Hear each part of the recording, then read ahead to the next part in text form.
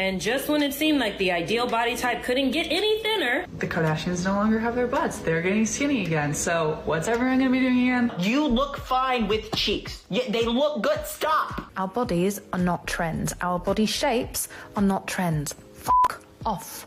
We've come a long way from the 90s and early aughts in terms of body representation. Now all the other girls are so skinny. You know, I got a little bit more meat to me.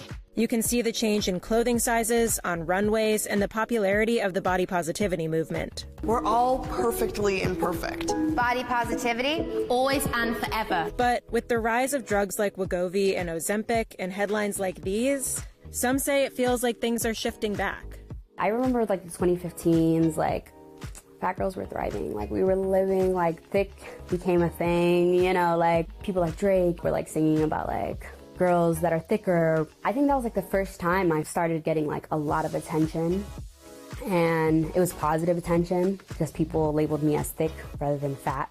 Faith Montoya's a TikToker and plus-size fashion influencer who knows what it's like to see your body go from out to in. I was a 2000s girly through and through. Like I loved pop culture. I loved 2000s movies like 13 Going on 30, Devil Wears Prada, Mean Girls. Always in those movies, like being fat was like the sin. It was the plague. Ma'am, do you have this in the next size up?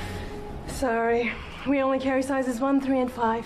You could try Sears. In college, it got a little bit better, but I think everything was like the super hourglass vibe and anything to achieve that. But even maybe 2 or 3 years ago, I was still like, ugh, about my body. She said she finally came to a place of accepting her body as it is after seeing how people reacted to her losing a bunch of weight. I did eventually end up losing like 50 pounds, I think 50 or 60 pounds. And I was like, wow, finally people are giving me praise. But I did it with like eating 900 calories a day. That's about as many calories as a toddler should be eating a day. And people are still praising me. If they're happy and they're applauding you for you basically starving yourself, they don't love you. And I think that's when everything like really clicked for me. That like, I can't keep chasing whatever standard of thinness these people want me to live up to, because then I'm gonna really like just deteriorate my whole self. My mental health mattered more to me than my physical. So if I have to be fat for the rest of my life and still be happy and mentally strong, I'll take that. I'm the happiest I've ever been, and I'm the healthiest. You know, I go to the doctor every single month for my autoimmune diseases, and she's always like, you're thriving, girl. You know, the internet might say otherwise, but I think not living for the internet or your family or whoever says that you should be a certain body type or whatever, it's just gonna keep you in a miserable cycle.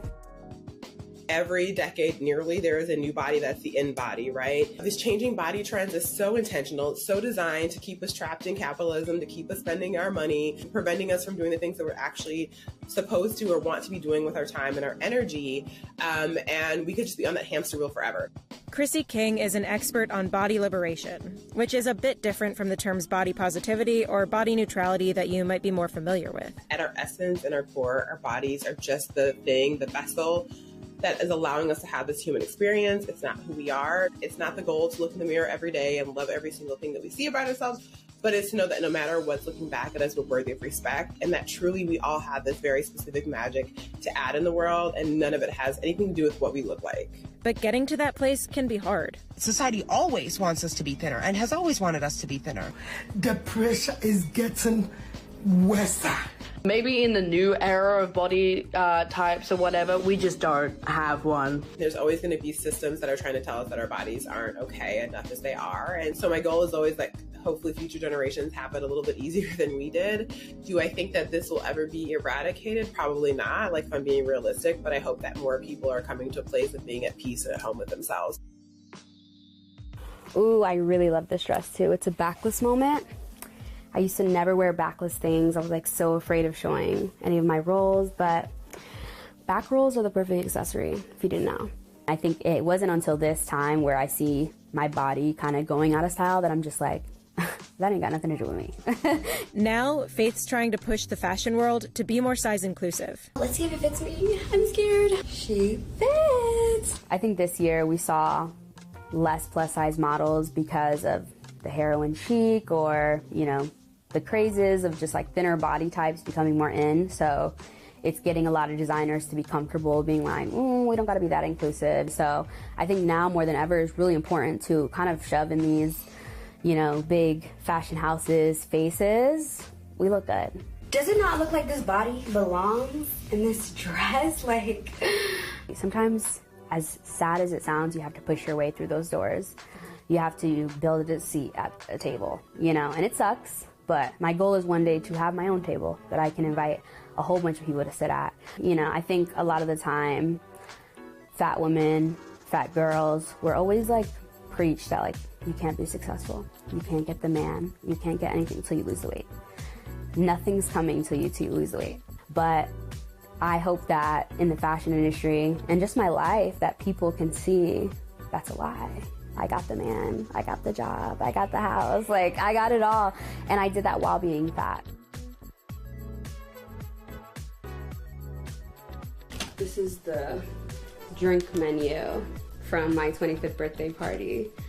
It's pretty iconic. One of my drinks were called, I don't know if I'm allowed to say that. Why not? Fat bitch.